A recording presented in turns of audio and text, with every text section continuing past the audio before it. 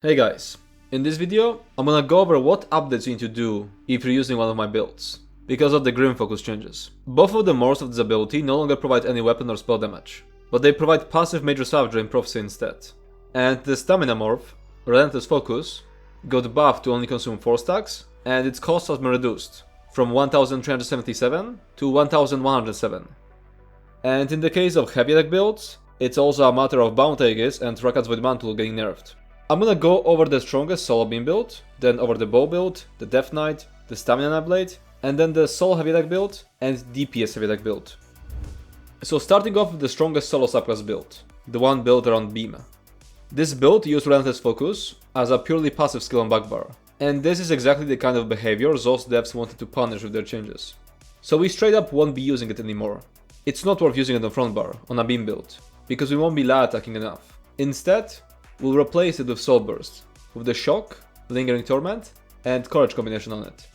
This build used to parse 68,554 in update 46, and in update 47, with the change to Relentless Focus, it parses 65,190, so it's a 5.5% nerf. But you also gotta keep in mind that using Soul Burst improves our stamina sustain, because it's another Magicka skill. And because of that, I've tried changing food from Orzorga's Tribe Truffle Pocket to Bystat, and I managed to finish a 69,908 parse. But by the end of it, my stamina was almost completely depleted, so I don't consider it viable enough for actual content. Still, it's good to keep in mind that now with Soul Burst, you'll have slightly better sustain than in the previous patch. I have also removed the full damage skill setup from the website, because it's simply not a thing anymore. The Arcanist class mastery script now acts similar to Inspired Scholarship, so it isn't worth running. This also means that I've removed the text in the subclassing section, talking about which base class is best, because now, with the nerf to Arcanist class mastery, all base classes are equal. One more thing to add about this specific build, I'm planning on updating it with more skill setups, so that you can use it with any base class. So once I'm done with that, there's also going to be a video update for this build. Moving on to the solo bow build. This build was actively using Merciless Resolve, not passively, and it actually ends up stronger, but only once we adjust our abilities. Since Merciless Resolve is now providing Major Savagery and Prophecy, we can get rid of Camouflage Hunter. But Camouflage Hunter wasn't just Major Savagery and Prophecy, it was also providing Minor Berserk. But thankfully, this build uses Animal Companions, so we can simply get it back by slotting Bird of Prey, which also gives us passive 5% crit damage from Advanced Species passive, and it can also be used for movement speed and snare removal. With this simple change, the build goes from 69,218 in the previous patch to 70,954 this patch, so a 2.5% buff. Moving on to the Death Knight. This build used the other morph, Relentless Focus, on frontbar, so while it does lose 600 weapon and spell damage, it will also benefit from the Relentless Focus buffs, which reduce the required amount of stacks and decrease the cost. And that decreased cost is actually a big deal for solo builds.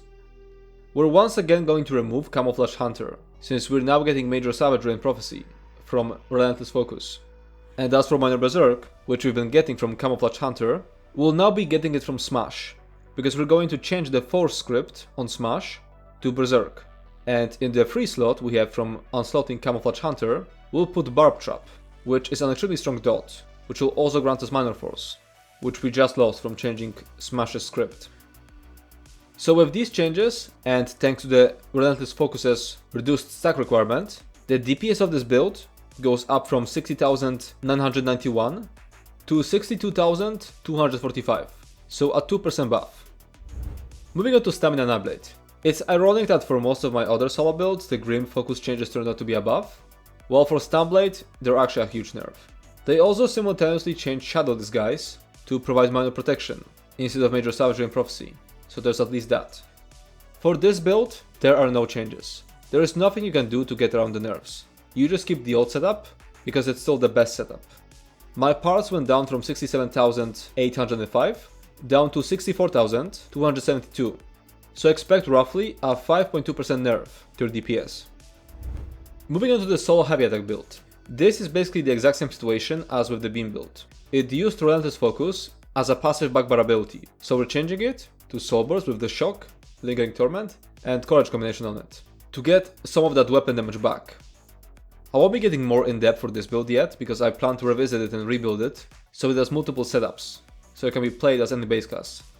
So no parses for now, but I'm 10 billion% sure Soul Burst is the best replacement here, because it was fulfilling a similar function as in the Beam build. And also I've already used it like that, while soloing Black Gem Foundry and Veteran. Now moving on to the heavy ag DPS build, the non-Power Overload one, because the Power Overload one is straight up not a thing anymore, because those removed its interaction with Rakat's Void Mantle. This build will suffer from Rakat's Void Mantle nerf, Relentless Focus nerf, Bound Aegis nerf, and Highland Sentinel nerf.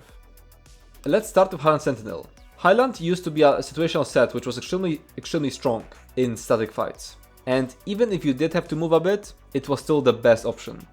Like take Lord Falgraven fight for example. Even with all the line movement, it was still the best in slot set in this fight, because you could stand still for majority of it. I also liked it a lot because it triggered a certain demographic of bad players who would get mad at Highland Sentinel being used in a build, because the concept of a situational set was considered cheating to them. Zos decided to nerf it, and from a situational set, it became a worthless set, not even worth keeping. I wanted to have that set because despite Highland being a situational set that was usable in so many fights, I would say the majority of ESO players do not concern themselves with situational sets and use a single gear setup for everything. So if you're that kind of player, you'll get nerfed much less. So basically, the heavy attack build with Highland parsed 132k in the last patch. If we removed Highland and used Ansu instead, it parsed 124k. In the new patch, the build parses 115.8k. So if you were more of a tryhard who uses situational sets, then you will notice a 12.2% nerf. But if you were always using a single setup, then the nerf you'll notice from the skill changes is 6.6%. Now, does the build require changing? Well, it doesn't require it, but you can gain a little by doing changes. I mentioned the 115.8k parse, and that's with Banner Bearer changed to Merciless Resolve. But the thing is, ease of play is a huge concern for heavy attack builds. People play these because they're easy, and adding Merciless Resolve makes this build a bit harder to play. Because with another active skill, you actually have to start paying attention to your Empower. With the old setup, with Banner Bearer, your Empower will never run out. You simply don't have enough other skills. So, contrary to what Oak and Soul cultists will tell you, and I've seen them say that a lot, as long as you press buttons on your keyboard, your Empower will never ever run out with this build. But with Merciless Resolve, this becomes something you would have to keep track of. So just in case you were worried about it, the old setup, the one which doesn't require keeping an eye on Empower, still parses 114.8k, so you can keep using it. And here's another thing. Since with Merciless Resolve, we don't necessarily have to use Soul Harvest just to trigger the assassination passives, we can now use Summon Charge Atronach again. And this setup parses 114.2k, which is obviously lower on the dummy, but that's because there's nobody to activate your major Berserk synergy. In actual content, this will be the strongest setup. Since the old setup still works really well, I'm going to delay updating the website guide for this one, because I want to update it so it can be used as any base class. That's why I also started testing more setups, and I can already tell you the results of some of them.